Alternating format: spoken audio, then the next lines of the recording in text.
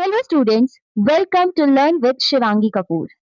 आज हम sociology class 11th का चैप्टर 2 स्टार्ट कर रहे हैं। यहाँ पे हम सिर्फ चैप्टर को समझेंगे नहीं, बल्कि रियल लाइफ एग्जाम्पल से कनेक्ट करने की कोशिश करेंगे और चैप्टर को डिटेल में समझेंगे। तो चलिए बिना टाइम वेस्ट करते हुए हम स्टार्ट करते हैं सोशियोलॉजी का chapter 2, terms, concepts and their use in sociology. हमने सोसाइटी और सोशियोलॉजी के बारे में बेसिक अंडरस्टैंडिंग डेवलप की थी हमारे चैप्टर 1 में। हमने ये भी देखा था कि सोशियोलॉजी का एक इम्पॉर्टेंट काम है इंडिविजुअल और सोसाइटी के बीच के रिलेशनशिप को समझना। अब एक सिंपल क्वेश्चन से स्टार्ट करते हैं। क्या कोई इंडिविजुअल सोसाइटी से कंप्लीटली इंडिपेंडेंट होकर रह सकता है? एग्जाम्पल, अगर मैं कहूँ कि शिवांगी एक इंडिविजुअल है, तो क्या वो सोसाइटी से अलग है? नहीं, हम सब किसी न किसी family, caste, class, community, religion, school, work place या नेशन का पार्ट होते हैं। मतलब इंडिविजुअल सोसाइटी में अकेले नहीं होता, हम डिफरेंट ग्रुप्स और सोशल रिलेशनशिप का पार्ट होते हैं। मतलब इंडिविजुअल सोसाइटी में अकेला नहीं है, किसी ग्रुप या किसी सोशल रिलेशन का पार्ट है। Individual as a part of group हमारे टेक्स्ट बुक में दिया है family, tribe, caste, class, clan और नेशन। जैसे कि एक स्टूडेंट अपनी फैमिली का मेंबर है, साथ ही वो एक स्कूल में एक स्टूडेंट भी है, किसी कम्युनिटी का भी पार्ट है और किसी सोशल क्लास से भी बिलोंग करता है और एक नेशन का सिटीजन भी है। तो एक इंडिविजुअल की आइडेंटिटी सिर्फ उसके नाम से डिफाइन नहीं होती, उसकी सोसाइटी में मल्टीपल पोजीशन और रिलेशनशिप पर बेस्ड होती है।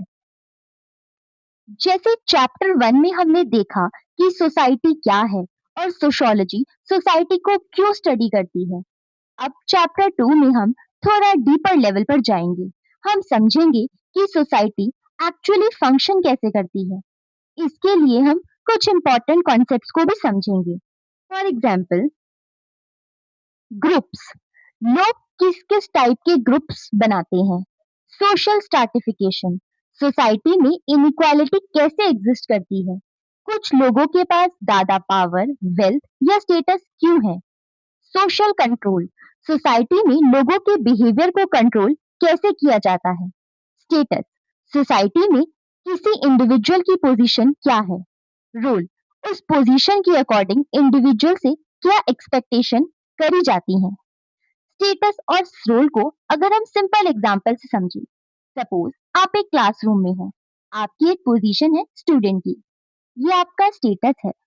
अब स्टूडेंट होने के साथ कुछ एक्सपेक्टेशन भी जुड़ी हैं कि आपको रेगुलर क्लास अटेंड करनी होगी, टीचर की बात को मानना पड़ेगा, असाइनमेंट्स को कंप्लीट करना पड़ेगा, एग्जाम्स देने पड़ेंगे। ये सब आपके कुछ रोल्स हैं। ऐसे ही सिमिलरली टीचर्स का भी एक स्टेटस है टीचर का, और टीचर का रोल में आता है कि वो स्टूडेंट्स को पढ़ाए, उन्हें गाइड करे, डिसिप्लिन मेंटेन करे। तो स्टेटस मीन्स सोशल पोजीशन, जबकि रोल का मतलब है उस पोजीशन से जुड़ी कुछ एक्सपेक्टेशन और बिहेवियर। सोसाइटी, हार्मनी या कन्फ्लिक्ट। अब सोशियोलॉजी एक इंटरेस्टिंग क्वेश्चन पूछती है, क्या सोसाइटी में हमेशा हार्मनी होती है? क्या सब लोग पीसफुली एग्री करते हैं? Not necessarily. सोसाइटी में कॉपरेशन भी है और कन्फ्लिक्ट भी। एग्जाम्पल, फैमिली में मेंबर्स एक दूसरे को सपोर्ट करते हैं, ये कॉपरेशन है। लेकिन कभी कभी generation gap, property disputes, career या डिसीजन को लेकर एग्रीमेंट्स डिसएग्रीमेंट्स भी होते हैं, ये कन्फ्लिक्ट है। इसी तरह सोसाइटी में डिफरेंट ग्रुप्स के बीच में पावर, रिसोर्सेज और अपॉर्चुनिटीज को लेकर कन्फ्लिक्ट हो सकता है। इसलिए सोशियोलॉजी सिर्फ ये नहीं पूछती कि सोसाइटी कैसे स्मूथली चलती है, सोशियोलॉजी ये भी पूछती है कि सोसाइटी में कन्फ्लिक्ट क्यों होते हैं। Are status and roles fixed? अब एक इम्पॉर्टेंट क्वेश्चन, क्या किसी पर्सन का स्टेटस और रोल हमेशा सेम रहता है? नो। एक पर्सन की लाइफ में मल्टीपल स्टेटस हो सकते हैं और टाइम के साथ चेंज भी हो सकती है। फॉर एग्जाम्पल, एक पर्सन जो घर में बेटी का है, और कॉलेज में एक स्टूडेंट है, किसी ऑर्गेनाइजेशन में वॉलेंटियर है और फ्यूचर में टीचर बन सकती है। तो हम एक ही इंडिविजुअल के मल्टीपल स्टेटसेस और रोल देख सकते हैं।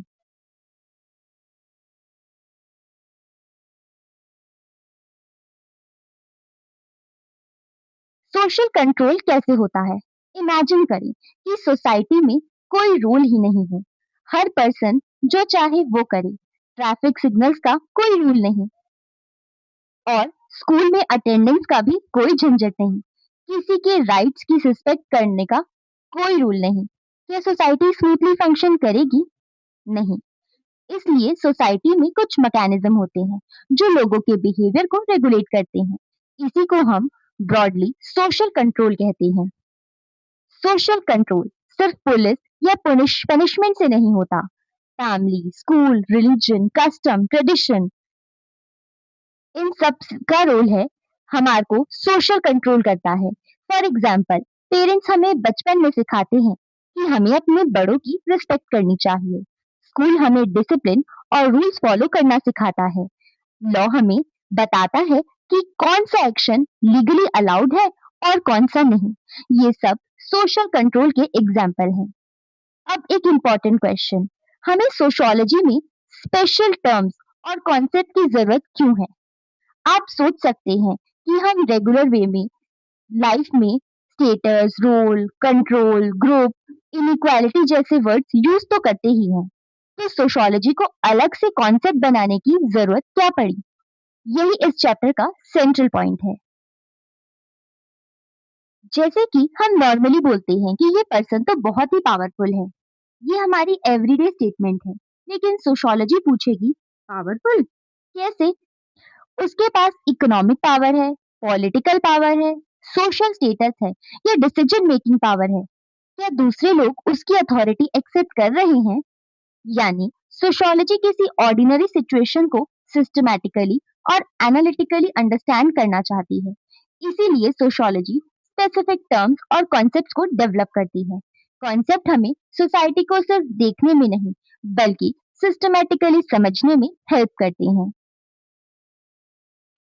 जैसे न्यूक्लियर फिजिक्स के कॉन्सेप्ट्स हमारी डेली लाइफ में कॉमनली यूज होते हैं, इसलिए साइंटिस्ट को उनके लिए स्पेशल टर्म्स डेवलप करनी पड़ती है। लेकिन सोशियोलॉजी का केस थोड़ा डिफरेंट है। सोशियोलॉजी जिस चीज को स्टडी करती है, जैसे कि family, society, group, inequality, relationship, ये सब हमारी डेली लाइफ का पार्ट है। तो प्रॉब्लम क्या है? जो चीज हमें बहुत फैमिलियर होती है, हम अक्सर उसे प्रॉपरली ऑब्जर्व नहीं कर पाते। पीटर बर्गर के अकॉर्डिंग, हम सोशल इंस्टीट्यूशन से इतने फेमिलियर होते हैं कि हम उन्हें क्लियरली और प्रिसाइजली देख नहीं पाते। हम सब फैमिली में रहते हैं, तो हम नेचुरली सोच सकते हैं, फैमिली में तो मैं बचपन से रह रहा हूँ, मुझे फैमिली के बारे में सब कुछ ही पता है। लेकिन सोशियोलॉजी बोलेगी ऐसा जरूरी नहीं है। आपकी फैमिली में रहना और फैमिली को सोशियोलॉजिकली अंडरस्टैंड करना दोनों अलग है। यही डिफरेंस है कॉमन सेंस नॉलेज और सोशियोलॉजिकल नॉलेज के बीच।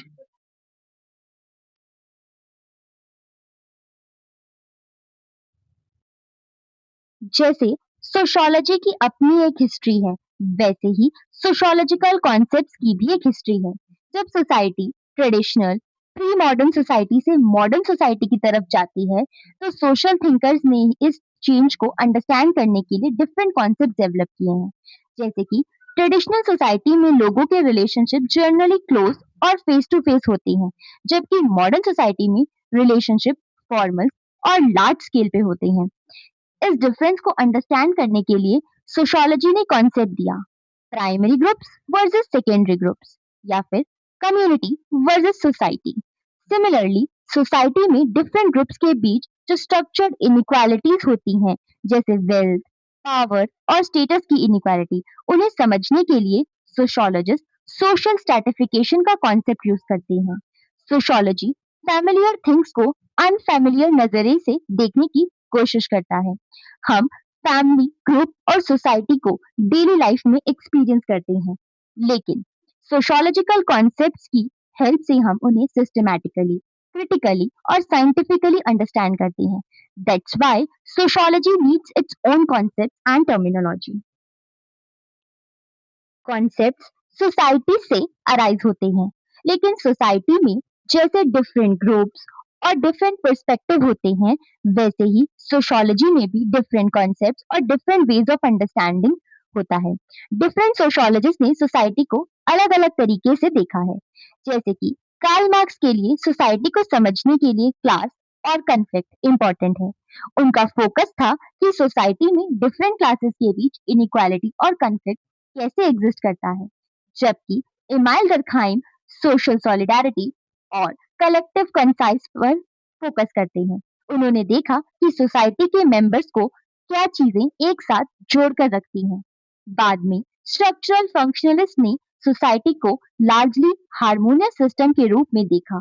उन्होंने सोसाइटी को एक ह्यूमन बॉडी ऑर्गेनिज्म की तरह कंपेयर किया, जैसे बॉडी के different organs, heart, lung, brain अपना अपना फंक्शन परफॉर्म करते हैं और पूरी बॉडी को मेंटेन करते हैं.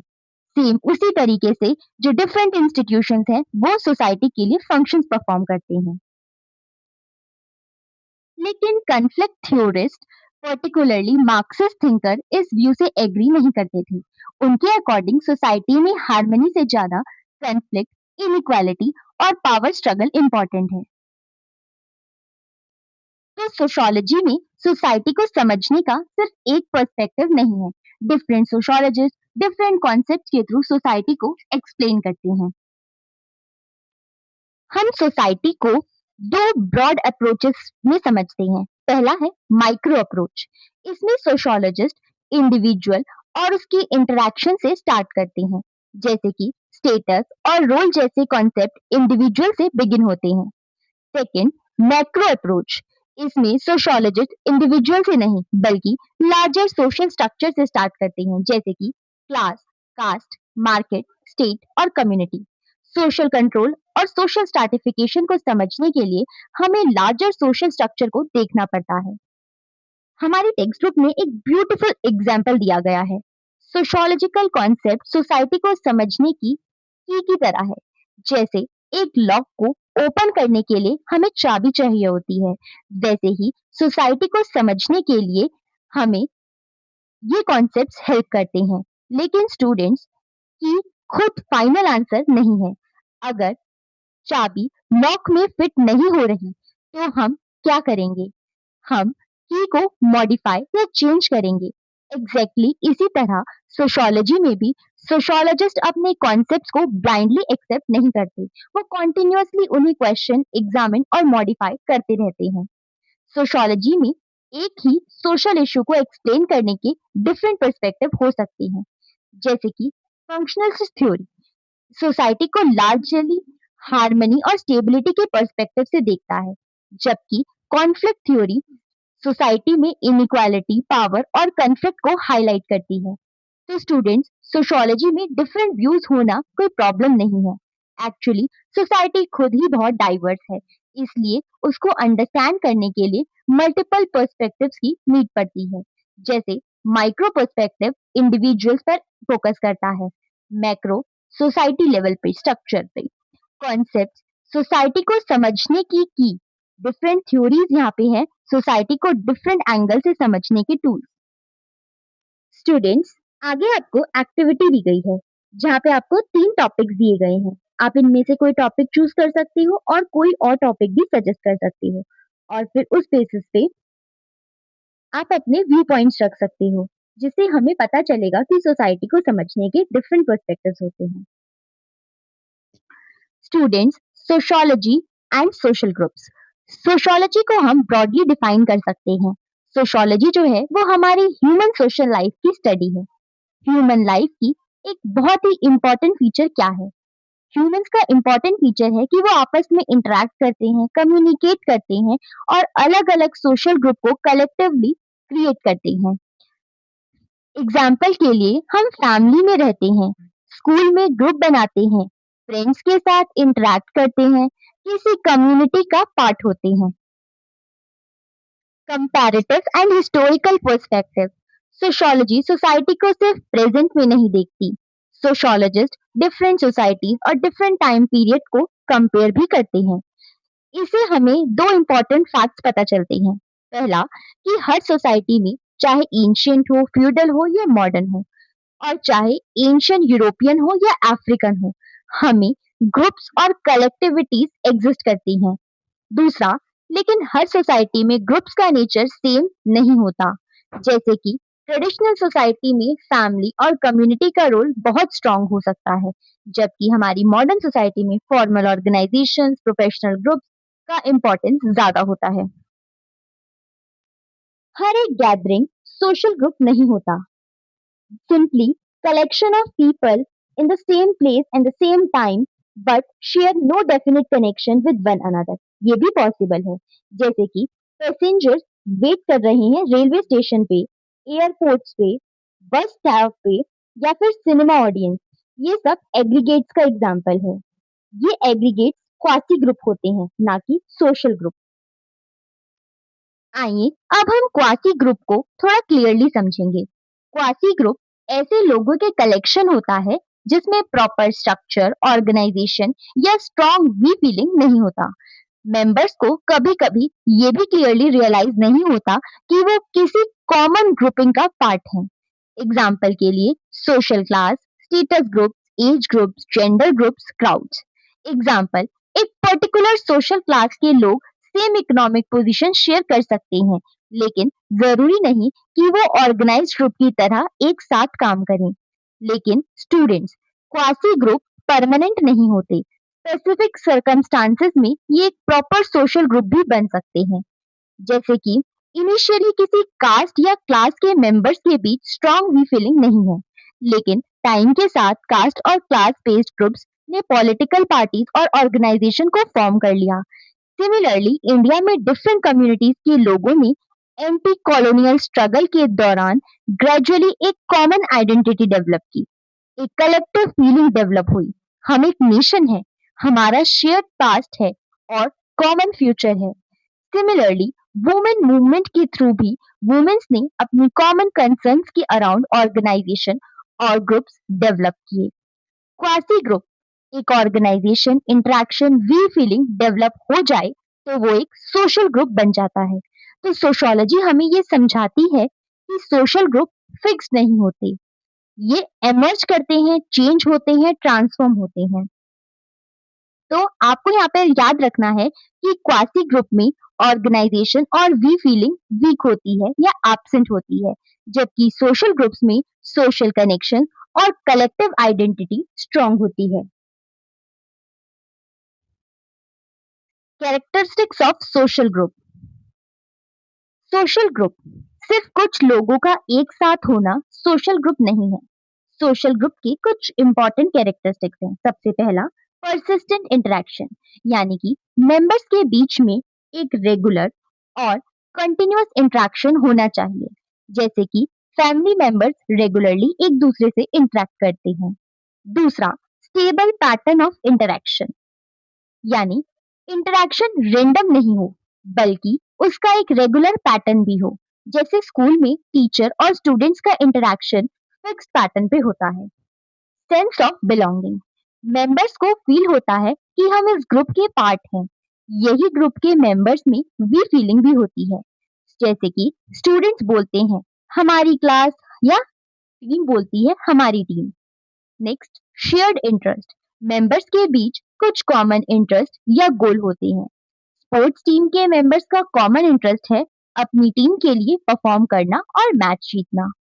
Common norms and values, group के मेंबर्स कुछ कॉमन रूल्स, नॉर्म्स और वैल्यूज को एक्सेप्ट करते हैं, जैसे कि क्लास में डिसिप्लिन मेंटेन करना, टीचर्स की रिस्पेक्ट करना।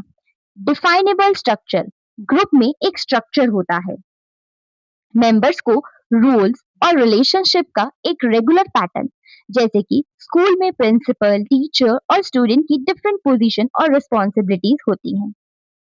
आइए अब बात करते हैं सोशल स्ट्रक्चर की।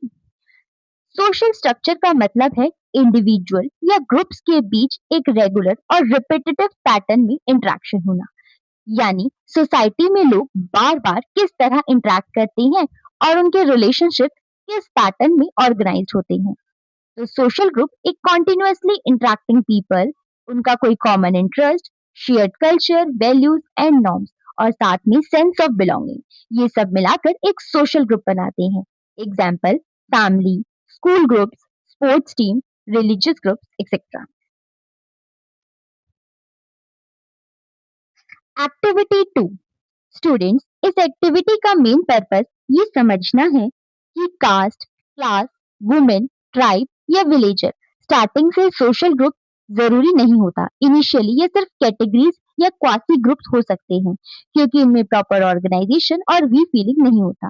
लेकिन जब एक कॉमन इंटरेस्ट के अराउंड लोग ऑर्गेनाइज होते हैं, इंटरेक्ट करते हैं और कलेक्टिव एक्शन करते हैं, तो ये सोशल ग्रुप या ऑर्गेनाइज ग्रुप का फॉर्म ले सकता है।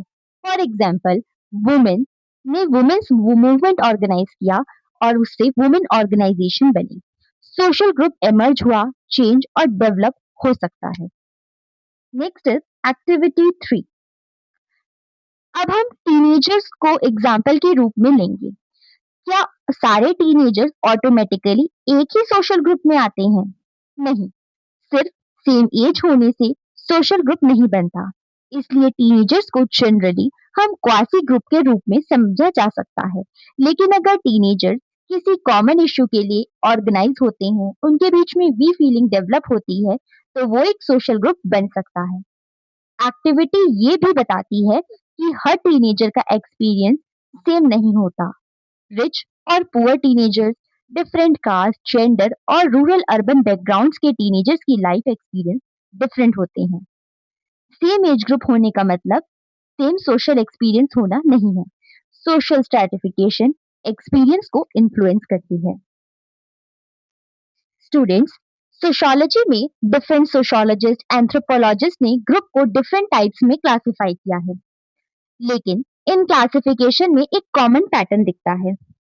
सोशियोलॉजिस्ट ने जनरली कंपेयर किया है ट्रेडिशनल स्मॉल स्केल सोसाइटी, जिनके बीच में क्लोज, पर्सनल और फेस टू फेस रिलेशन होता है, किया है compare modern large scale society से, जो कि रिलेटिवली इम्पर्सनल, फॉर्मल और डिस्टेंट रिलेशनशिप से बनती है।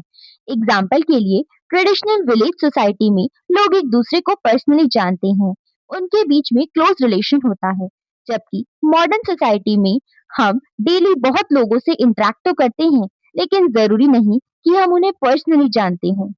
लेकिन टेक्स्ट बुक ये भी कहती है कि traditional equals to completely personal और modern is equals to completely impersonal कहना एक्यूरेट नहीं है। मॉडर्न सोसाइटी में भी क्लोज फ्रेंड्स और फैमिली रिलेशनशिप होते हैं और ट्रेडिशनल सोसाइटी में भी फॉर्मल रिलेशनशिप मिल सकते हैं। आइए अब ग्रुप्स को स्टडी करते हैं। सबसे पहला है प्राइमरी और secondary social group. Primary group, primary group generally small, close और पर्सनल होते हैं। मेंबर्स के बीच में face to face interaction, emotional connection और बिलोंगिंगनेस होता है। Example, family, village, close friend. Primary group is equals to person oriented, यानी रिलेशनशिप और पर्सन इंपॉर्टेंट होता है। Secondary group, secondary groups generally large और मोर फॉर्मल होते हैं। रिलेशनशिप यहाँ पे इम्पर्सनल होता है। मेंबर्स यूजुअली किसी स्पेसिफिक गोल या पर्पस के लिए कनेक्ट होते हैं, जैसे कि school, government offices, hospitals, students association. Secondary group is equals to goal oriented, यानी मेन फोकस किसी पर्टिकुलर पर्पस या गोल पर होता है। कम्युनिटी एंड सोसाइटी और एसोसिएशन। स्टूडेंट्स, क्लासिकल सोशियोलॉजिस्ट ने ट्रेडिशनल सोसाइटी और मॉडर्न सोसाइटी के रिलेशनशिप को कंपेयर किया। कम्युनिटी, कम्युनिटी में रिलेशनशिप जनरली पर्सनल, क्लोज और इंटीमेट या लॉन्ग लास्टिंग होते हैं। लोग एक दूसरे को पर्सनली जानते हैं, उनके बीच में एक स्ट्रॉन्ग इमोशनल कनेक्शन भी होता है, जैसे कि family, close friends, close net, village community. यानी कि ये नियरली प्राइमरी ग्रुप जैसा ही है, जिसमें पर्सनल, इंटीमेट और इंश्योरिंग रिलेशनशिप होता है। Association, society, modern urban life में रिलेशनशिप रिलेटिवली फॉर्मल, इम्पर्सनल या टेम्पररी हो सकते हैं। लोग अक्सर किसी स्पेसिफिक पर्पस या इंटरेस्ट के लिए इंटरेक्ट करते हैं, जैसे कि बिजनेस में हम हर पर्सन को पर्सनली जानने के बजाय कॉन्ट्रैक्ट्स और एग्रीमेंट्स के थ्रू डील करते हैं। Association somehow related to secondary group, जिसमें फॉर्मल, इम्पर्सनल और गोल ओरिएंटेड रिलेशनशिप होता है। ये कंप्लीट अपोजिट नहीं है।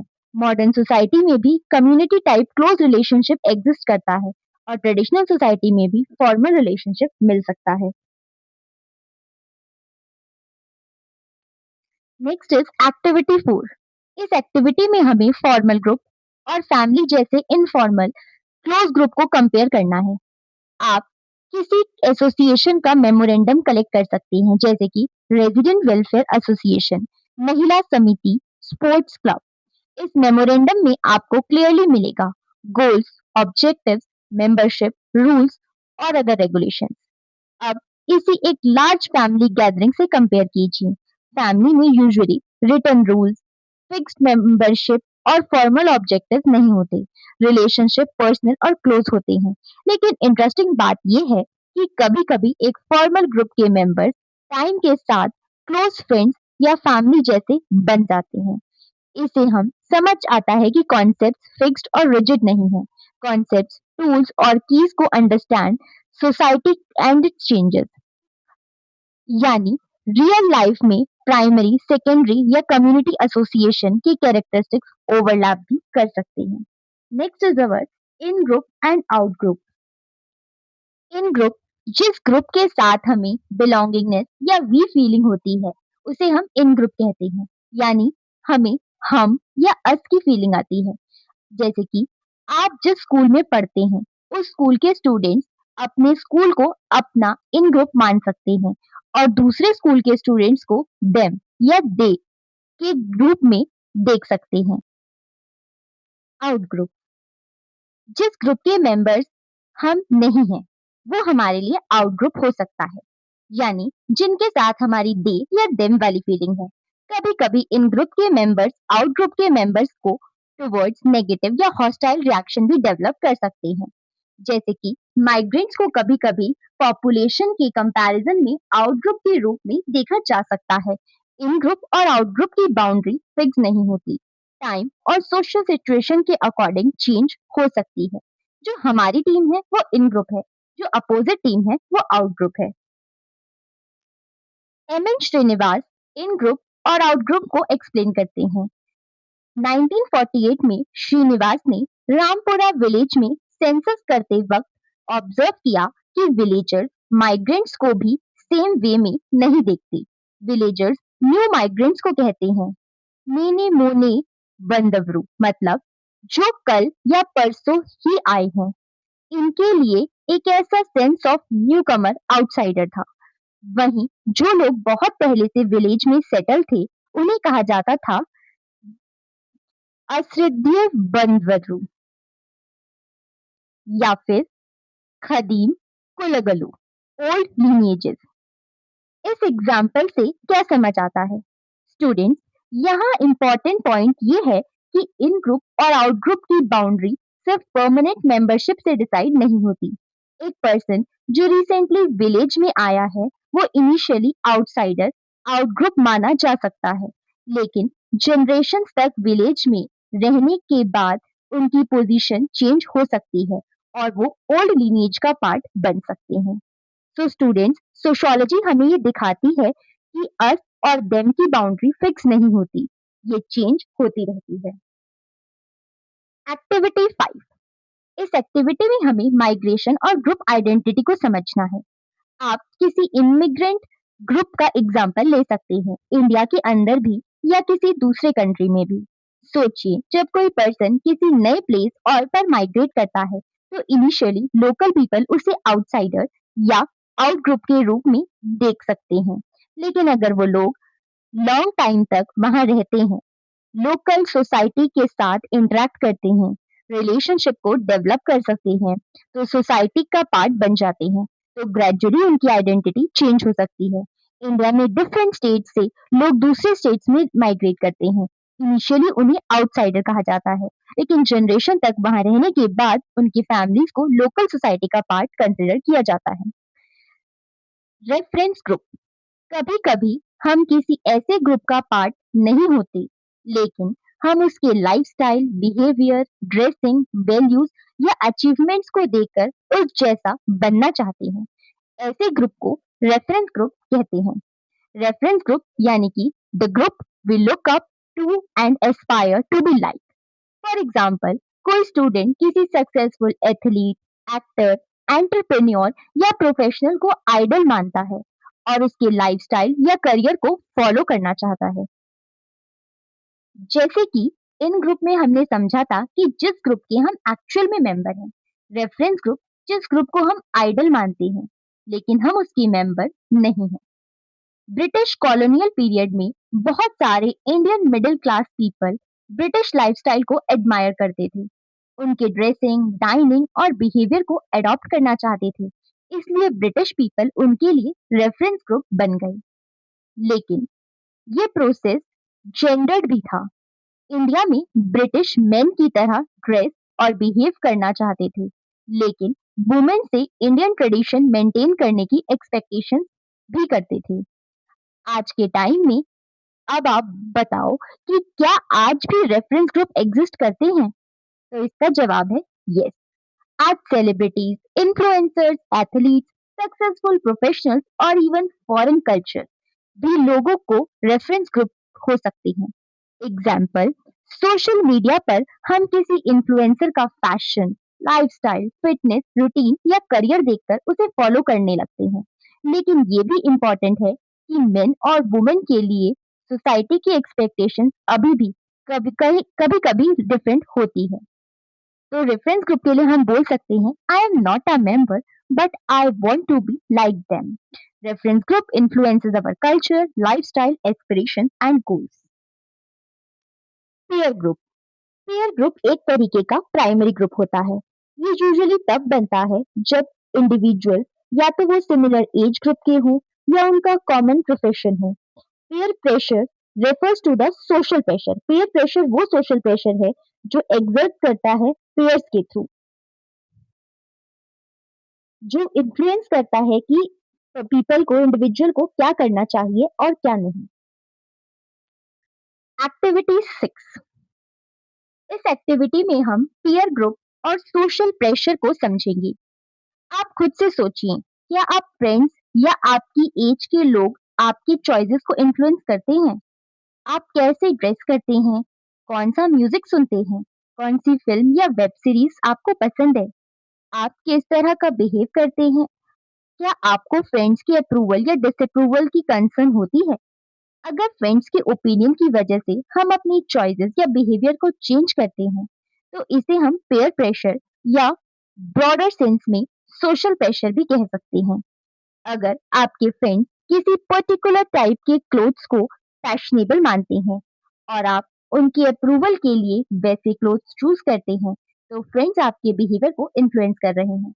लेकिन यहाँ पर हर इन्फ्लुएंस नेगेटिव नहीं होता। फ्रेंड्स हमें गुड हैबिट्स, स्टडी, स्पोर्ट्स या पॉजिटिव एक्टिविटीज के लिए भी मोटिवेट कर सकते हैं। अब आप ही बताइए कि क्या फ्रेंड्स का इन्फ्लुएंस हमेशा सोशल प्रेशर होता है या कभी-कभी पॉजिटिव इन्फ्लुएंस भी हो सकता है? कमेंट करके बताइए। Social stratification. अब हम एक इम्पॉर्टेंट कॉन्सेप्ट को समझेंगे।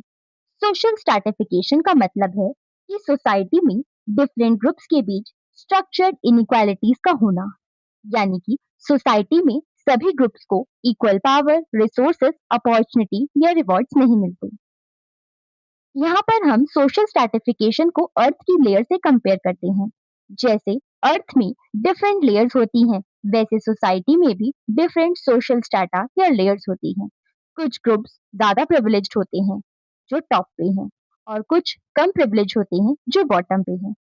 इनइक्वालिटी किस चीज में है? स्ट्रैटिफिकेशन की वजह से लोगों को डिफरेंट अपॉर्चुनिटीज मिल सकती हैं, जैसे कि एजुकेशन में, हेल्थ में, security, employment, income and wealth, political influence, quality and length of life.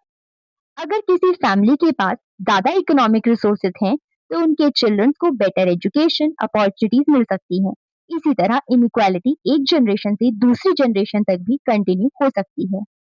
Historically sociology में चार मेजर सिस्टम हम डिस्कस करते हैं स्लेवरी, कास्ट, स्टेट और क्लास। स्लेवरी एक्सट्रीम इनइक्वालिटी का फॉर्म है जहां एक पर्सन को लिटरली दूसरे पर्सन की प्रॉपर्टी माना जाता है। Example ancient Greece and Rome, southern USA, specially 18-19 century. Formal slavery को ग्रेजुअली लीगली अबॉलिश किया गया, लेकिन बॉन्डेड लेबर जैसे फॉर्म्स ऑफ एक्सप्लॉयटेशन अब भी एग्जिस्ट करते हैं, including child labour. State state system में फ्यूडल यूरोप से एसोसिएटेड था, जहां society different legally recognised state में डिवाइडेड थी। Caste and class. कास्ट और क्लास भी सोशल स्ट्रेटिफिकेशन के इंपॉर्टेंट फॉर्म्स हैं, जिनको हम अभी आगे डिटेल में डिस्कस करेंगे। आइए अब कास्ट सिस्टम को डिटेल में डिस्कस करें। हमने अभी पढ़ा कि सोशल स्ट्रैटिफिकेशन का मतलब है सोसाइटी में डिफरेंट ग्रुप्स के बीच स्ट्रक्चर्ड इनइक्वालिटी। अब क्वेश्चन है कि इंडिया में हिस्टोरिकली ये इनइक्वालिटी किस बेसिस पे ऑर्गेनाइज होती थी। इसका एक मेजर एग्जांपल है कास्ट सिस्टम। कास्ट में पोजीशन बर्थ से डिसाइड होती है। सबसे पहले एक इम्पॉर्टेंट टर्म समझिए, एस्क्राइब्ड स्टेटस। एस्क्राइब्ड स्टेटस का मतलब है ऐसा सोशल स्टेटस जो हमें बर्थ के साथ मिलता है, जिसे हम जनरली चूज नहीं करते। For example traditional caste system में आप जिस कास्ट में बॉर्न हुए वही आपकी कास्ट आइडेंटिटी होती है। आप अपनी कास्ट को एजुकेशन, जॉब या अचीवमेंट के थ्रू चेंज नहीं कर सकते। इसलिए कास्ट सिस्टम में individual social position largely birth based होती है। Ascribed status versus achieve status. अगर हम दोनों को कंपेयर करें तो एस्क्राइब्ड स्टेटस जो हमें बर्थ से मिलता है, जबकि अचीव स्टेटस वो स्टेटस होता है जो हम अपनी एजुकेशन, स्किल्स, हार्ड वर्क या अचीवमेंट्स के थ्रू अचीव करते हैं। जैसे कि आप किसी फैमिली में बॉर्न हुए, ये आपका एस्क्राइब्ड स्टेटस है। लेकिन आप doctor, teacher, scientist, IAS officer या एंटरप्रेन्योर बनते हैं, तो ये आपका अचीव स्टेटस हो सकता है। कास्ट सिस्टम में एस्क्राइब स्टेटस का इम्पोर्टेंस ज्यादा होता है, यानी बर्थ से डिसाइड की सोसाइटी में आपकी पोजीशन क्या होगी। क्या क्लास सोसाइटी कंप्लीटली फ्री है? जैसे कि क्लास सोसाइटी में बर्थ का कोई रोल नहीं होता। क्लास सोसाइटी में भी पर्सन अपॉर्चुनिटीज उसके family background, economic position, gender, race या कास्ट इफेक्ट हो सकती है। एग्जाम्पल के लिए अगर एक चाइल्ड इकोनॉमिकली प्रिविलेज्ड फैमिली में बॉर्न होता है, तो उसको अच्छी एजुकेशन, कोचिंग, हेल्थ केयर और नेटवर्क इजीली मिल सकता है। लेकिन अगर कोई पुअर फैमिली में बर्थ लेता है, तो उसे लिमिटेशंस फेस करनी पड़ेंगी। डिफरेंस ये है कि कास्ट सिस्टम में birth based status historically social position को बहुत ज्यादा कंप्लीटली डिटरमाइन कर देता है। अगर हम ट्रेडिशनल इंडियन कास्ट सिस्टम को समझें, तो हमें यहाँ पे हायरार्की देखने को मिलती है। हायरार्की का सिंपल मीनिंग है कुछ ग्रुप्स को हायर और कुछ ग्रुप्स को लोअर पोजीशन देना। ट्रेडिशनल कास्ट हायरार्की को लार्जली प्योरिटी और पॉल्यूशन के आइडियाज के थ्रू एक्सप्लेन किया गया है। अकॉर्डिंग टू दिस बिलीफ कुछ ऑक्यूपेशंस और ग्रुप्स को ज्यादा प्योर माना गया है और कुछ को पॉल्यूशन माना गया है। इस हायरार्की में ट्रेडिशनली ब्राह्मण्स को एक हाईएस्ट पोजीशन और पंचमनास, जिनको हिस्टोरिकली आउटकास्ट कहा गया है, लोएस्ट एक्सक्लूडेड पोजीशन दिया गया है। यहाँ पे हमें ट्रेडिशनल सोशल बिलीफ्स और हायरार्की का डिस्क्रिप्शन देखने को मिलता है। सोशियोलॉजी इन बिलीफ को एनरोल नहीं करती। सोशियोलॉजी स्टडी कर रही है कि सोसाइटी में ये हायरार्की कैसे एग्जिस्ट करती है और उनके कॉन्सिक्वेंसेस क्या होते हैं। आगे हम वर्ण सिस्टम के बारे में जानते हैं। ट्रेडिशनल कास्ट सिस्टम को एक्सप्लेन करने के लिए हमें फोर फोल्ड वर्ण सिस्टम के बारे में सुना होगा, जिसमें ब्राह्मण, क्षत्रिय, वैश्य और शूद्र आते हैं। फोर वर्ण। सबसे पहला ब्राह्मण, जो ट्रेडिशनली एसोसिएटेड विद प्रीस्टली और रिलीजियस फंक्शंस, यानी कि जो हमारे प्रीस्ट वगैरह हैं वो इस ग्रुप का पार्ट होते हैं। दूसरे हमारे आते हैं क्षत्रियास, जो रूलर्स और वॉरियर्स होते हैं। तीसरे वैश्यास, जो ट्रेड और कॉमर्स से एसोसिएटेड होते हैं। और चौथे शूद्रास, जो सर्विस और लेबर क्लास से एसोसिएटेड होते हैं। यहाँ पे इंडिया में एक्चुअल कास्ट स्ट्रक्चर सिर्फ इन फोर कैटेगरीज तक लिमिटेड नहीं है। यहाँ पे जाति का कॉन्सेप्ट भी इंट्रोड्यूस होता है। वर्ण वर्सेस जाति। वर्ण एक ब्रॉड और फोर फोल्ड क्लासिफिकेशन है जिसमें ब्राह्मण, क्षत्रिय, वैश्य और शूद्र आते हैं। जबकि जो जाति है वो एक्चुअल इंडियन सोसाइटी में बहुत सारे कास्ट ग्रुप एग्जिस्ट करते हैं जिन्हें हम जाति कहते हैं। ये जाति पर्टिकुलर ऑक्यूपेशन और लोकल सोशल अरेंजमेंट से एसोसिएटेड होती थी। इसलिए जब हम इंडियन कास्ट सिस्टम की एक्चुअल कॉम्प्लेक्सिटी के बारे में पढ़ते हैं तो हम जाति को समझना बहुत इंपॉर्टेंट हो जाता है। वर्ल्ड में चार ब्रॉड कैटेगरीज हैं जबकि जाति कास्ट ग्रुप बहुत सारे हैं। जैसे कि अगर हम एंडोगेमी की बात करें, एंडोगेमी का मतलब है कि आप सोशल ग्रुप या कास्ट ग्रुप के अंदर ही मैरिज कर सकते हैं। ट्रेडिशनल कास्ट सिस्टम में कास्ट एंडोगेमी को मेंटेन करना इंपॉर्टेंट माना जाता था। ट्रेडिशनली एक कास्ट के मेंबर से एक्सपेक्टेशन होती थी कि मैरिज सेम कास्ट जाति के अंदर ही हो। इससे कास्ट बाउंड्रीज मेंटेन होती थी। अगर मैरिज रिपीटेडली सेम कास्ट के अंदर होती है तो कास्ट आइडेंटिटी जनरेशन तक मेंटेन हो सकता है। एंडोगेमी यानी कि marriage within one's own caste. अगर हम प्योरिटी एंड पॉल्यूशन की बात करें तो ट्रेडिशनल कास्ट हायरार्की में डिफरेंट कास्ट को रिलेटिव प्योरिटी या पॉल्यूशन के बेसिस पर रैंक किया जाता था। हायर कास्ट को ट्रेडिशनली प्योर माना जाता था जबकि लोअर कास्ट को इम्प्योर या पॉल्यूटिंग माना जाता था। जैसे कि बिलीव था कि food sharing, physical contact, marriage, occupation, social interaction तक रेगुलेट किया जाता था। सपोज एक सोसाइटी में कुछ लोग एक साथ खाना खाने उनके साथ ही पानी पिए सोशली अनएक्सेप्टेबल होता है। डिफरेंट डिफरेंट जाति के लोग एक साथ खाना या पानी नहीं पी सकते। ये सिर्फ पर्सनल प्रेफरेंस नहीं है। अगर ये बिहेवियर सोशल रूल्स और कास्ट हायरार्की के बेसिस पर सिस्टमैटिकली फॉलो किया जाए तो ये caste based social exclusion discrimination का एग्जाम्पल है। अर्बनाइजेशन ने कास्ट को चैलेंज कैसे किया? अर्बनाइजेशन का मतलब होता है पॉपुलेशन और एक्टिविटीज का सिटीज अर्बन एरियाज की तरफ कंसंट्रेशन और अर्बन वे ऑफ लाइफ का एक्सपेंशन। सिटीज में फैक्ट्रीज होती हैं, offices, hotels, restaurants, buses, train और थिएटर्स, ये सब डेवलप हुए। अब डिफरेंट कास्ट और कम्युनिटीज के लोगों को सेम पब्लिक स्पेसेस यूज करने पड़े। ए.आर. देसाई का ऑब्जर्वेशन। Sociologist AR. देसाई ने ऑब्जर्व किया कि मॉडर्न सोसाइटी में होटल, रेस्टोरेंट, बसेस, ट्रेन और वर्क प्लेसेस में डिफरेंट कास्ट के लोग एक साथ ही रह रहे हैं। ट्रेन में आप ये डिसाइड नहीं कर सकते कि आपके पास कौन बैठेगा। आपके पास डिफरेंट कास्ट, रिलीजन, कम्युनिटी के लोग बैठ सकते हैं। सिमिलरली बसेस और वर्क प्लेसेस में भी पीपल डिफरेंट बैकग्राउंड से आप इंटरेक्ट करते हैं। Traditional caste based physical separation को चैलेंज मिला, यानी कि अर्बनाइजेशन ने कास्ट बाउंड्रीज को कंप्लीटली डिस्ट्रॉय तो नहीं किया लेकिन ट्रेडिशनल फॉर्म को चैलेंज जरूर किया। क्या अर्बनाइजेशन का मतलब कास्ट का डिसअपियरेंस है? नहीं। यहाँ एक कॉमन मिस्टेक हो सकती है, urbanisation is equal to caste disappeared. ऐसा नहीं है। अर्बनाइजेशन ने उसे चैलेंज किया, ना कि पूरी तरीके से हटा दिया। ट्रेडिशनल कास्ट प्रैक्टिसेस को चैलेंज करके उसको डिसअपियर नहीं किया। या देसाई ने ऑब्जर्व किया कि और मैसेज भी दिया कि डिफरेंट कास्ट के लोग सिटीज में एक साथ रह रहे हैं, ट्रैवल कर रहे हैं, पब्लिक स्पेसेस शेयर कर रहे हैं, लेकिन इसका मतलब ये नहीं है कि कास्ट बेस्ड एटीट्यूड और डिस्क्रिमिनेशन कंप्लीटली खत्म हो गया। आइए अब open discrimination versus hidden private discrimination को समझें।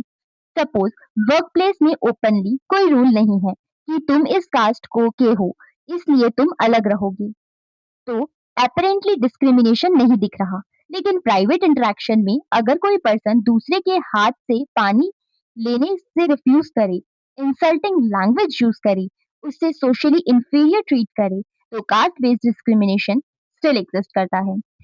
तो formal equality is not equals to complete social equality. Law और वर्क प्लेस के रूल्स डिस्क्रिमिनेशन को प्रोहिबिट कर सकते हैं लेकिन सोशल एटीट्यूड और प्रेजुडिस चेंज होने में टाइम लग सकता है। अगर हम आज के टाइम में कास्ट डिस्क्रिमिनेशन को देखें तो क्या ये कंप्लीटली खत्म हो गया है? नहीं। इंडिया में कास्ट सिस्टम ने कंसिडरेबल चेंजेस देखे हैं। लेकिन कास्ट बेस्ड डिस्क्रिमिनेशन और इनइक्वालिटी के डिफरेंट फॉर्म्स आज भी एग्जिस्ट करते हैं। सोशियोलॉजी का काम इन्हें समझने का है। कास्ट आइडेंटिटी कैसे कंटिन्यूज होती हैं, डिस्क्रिमिनेशन किस तरीके से किया जा रहा है, सोशल चेंजेस कैसे हो रहे हैं और डेमोक्रेसी कास्ट रिलेशन को कैसे इन्फ्लुएंस कर रही है। डेमोक्रेसी ने कास्ट ग्रुप को नई अपॉर्चुनिटीज दी। कैसे?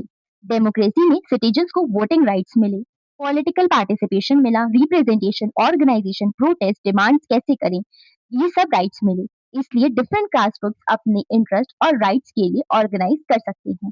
अगर कोई historically disadvantage caste group education, employment या पॉलिटिकल रिप्रेजेंटेशन में ग्रेटर इक्वालिटी डिमांड करता है, तो वो डेमोक्रेटिक प्रोसेस का यूज कर सकता है। इसलिए कास्ट सिर्फ इनइक्वालिटी का सोर्स नहीं रही, कास्ट आइडेंटिटी, पॉलिटिकल मोबिलाइजेशन और डेमोक्रेटिक एजर्शन का बेसिस भी बन गई है। Caste as an interest group.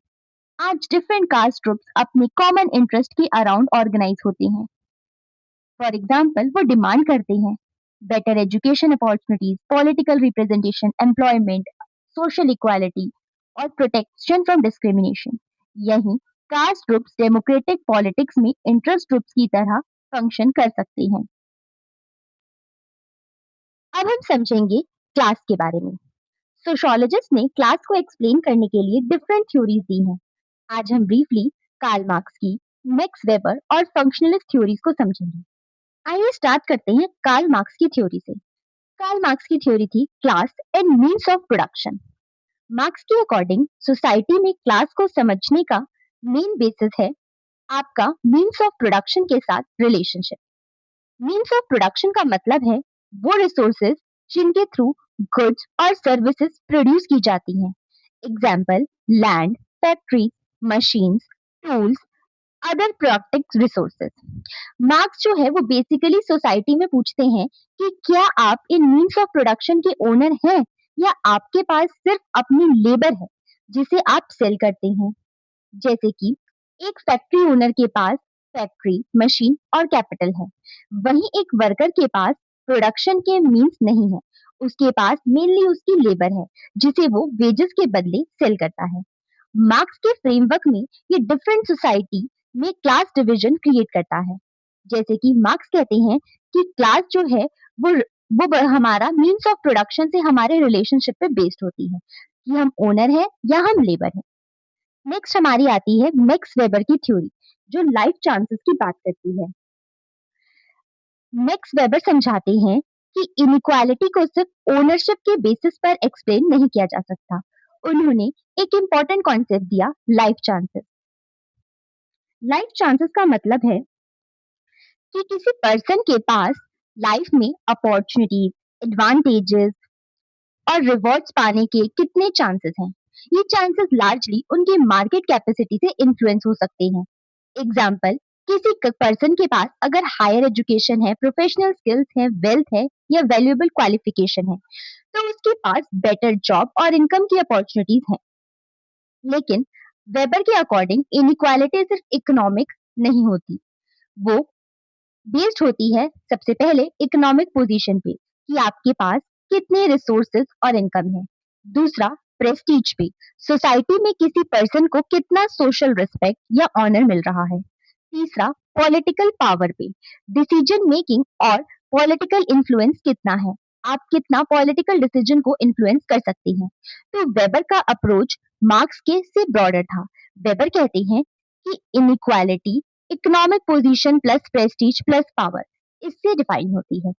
Next आती है हमारी functionalist theory of stratification. Functionalist एक बेसिक अजम्पशन से स्टार्ट करती हैं। कोई भी सोसाइटी कंप्लीटली क्लासलेस या अनस्ट्रेटिफाइड नहीं होती, यानी ऑलमोस्ट हर सोसाइटी में कुछ form of inequality, hierarchy exist करती है। फंक्शनलिस्ट का आर्ग्यूमेंट है कि सोसाइटी को डिफरेंट पोजीशन फिल करने के लिए लोगों की जरूरत होती है, कि प्लेस करना होता है, मोटिवेट करना होता है और इम्पोर्टेंट पोजीशन के लिए क्वालिफाइड पीपल को अट्रैक्ट करना होता है। जैसे कि अगर हम एग्जाम्पल देखें कि सोसाइटी में डॉक्टर, टीचर, इंजीनियर, जजेस जैसे रोल्स होते हैं। फंक्शनलिस्ट आर्ग्यूमेंट्स के अकॉर्डिंग कुछ पोजीशंस को ज्यादा रिवॉर्ड मिल सकता है बिकॉज उनको स्पेशल स्किल्स, ट्रेनिंग, रिस्पॉन्सिबिलिटी और क्वालिफिकेशन की जरूरत है।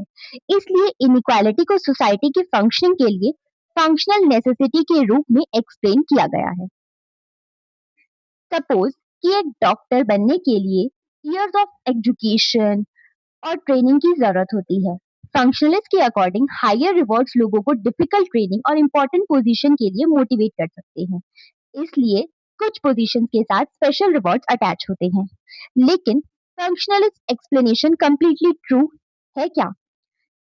अगर हम देखें कि क्या सोसाइटी में हाईएस्ट रिवॉर्ड हमेशा क्वालिफाइड पीपल को ही मिलता है, पर ऐसा जरूरी नहीं है, क्योंकि सोशल बैकग्राउंड भी अपॉर्चुनिटी को इन्फ्लुएंस करते हैं। एग्जाम्पल, अगर एक बच्चा प्रिविलेज फैमिली में बॉर्न होता है तो उसको अच्छी स्कूलिंग मिलती है, कोचिंग मिलती है, फाइनेंशियल सपोर्ट मिलता है और सोशल नेटवर्क्स मिल जाते हैं। दूसरे चाइल्ड के पास टैलेंट होने के बाद भी रिसोर्सेज की कमी हो सकती है। तो इक्वल टैलेंट का मतलब इक्वल अपॉर्चुनिटी नहीं होता। अब अगर हम कास्ट और क्लास को कंपेयर करें, तो ट्रेडिशनल कास्ट सिस्टम में बर्थ बेस्ड रिजिड हेरिडिटरी होता था, यानी सोशल पोजीशंस लार्जली बर्थ से ही डिसाइड होती थी और जनरेशन तक कंटिन्यू की जाती थी। जबकि मॉडर्न क्लास सोसाइटी में कंपैरेटिवली ओपन और अचीवमेंट ओरिएंटेड है। यहाँ पे थ्योरेटिकली पर्सन अपनी एजुकेशन, ऑक्यूपेशन, इनकम और अचीवमेंट्स के थ्रू अपनी पोजीशन को चेंज कर सकता है। जैसे कि एक पुअर बैकग्राउंड का बच्चा एजुकेशन और करियर के थ्रू अपने इकोनॉमिक पोजीशन को हाई इकोनॉमिक पोजीशन में कन्वर्ट कर सकता है। तो बताइए कि क्या इसका मतलब है कि परफेक्ट सोशल मोबिलिटी एग्जिस्ट करती है? डेमोक्रेटिक सोसाइटी में लीगली ऐसा रूल नहीं है कि पुअर या डिसएडवांटेज कास्ट या क्लास का पर्सन हाईएस्ट पोजीशन तक नहीं पहुंच सकता। ऐसी सक्सेस स्टोरी डेफिनेटली एग्जिस्ट करती हैं और ये स्टोरीज इंस्पिरेशनल भी होती हैं। बट सोशियोलॉजी हमें सिर्फ एक्सेप्शनल सक्सेस स्टोरीज देखने को नहीं कहती, हमें पूरी सोसाइटी का पैटर्न समझना पड़ता है। सोशल मोबिलिटी का मतलब है कि एक पर्सन या ग्रुप जो सोशल और इकोनॉमिक पोजीशन में अपवर्ड या लोअर मूव कर जाए। अगर क्लास का सिस्टम कंप्लीटली ओपन होता तो थ्योरेटिकली किसी भी बैकग्राउंड का पर्सन इजीली किसी भी सोशल पोजीशन तक पहुंच सकता है, लेकिन रियलिटी में मोबिलिटी परफेक्ट नहीं होती। तो अब हम क्वेश्चन करें कि मोबिलिटी लिमिटेड क्यों है? क्योंकि सोशल स्ट्रक्चर अपने आप ही अपॉर्चुनिटीज को इन्फ्लुएंस करता है। हमारा फैमिली बैकग्राउंड, हमारी education, skills, employment, income, social position. अगर स्टार्टिंग पॉइंट ही अनइक्वल है तो आउटकम्स भी अनइक्वल हो सकते हैं।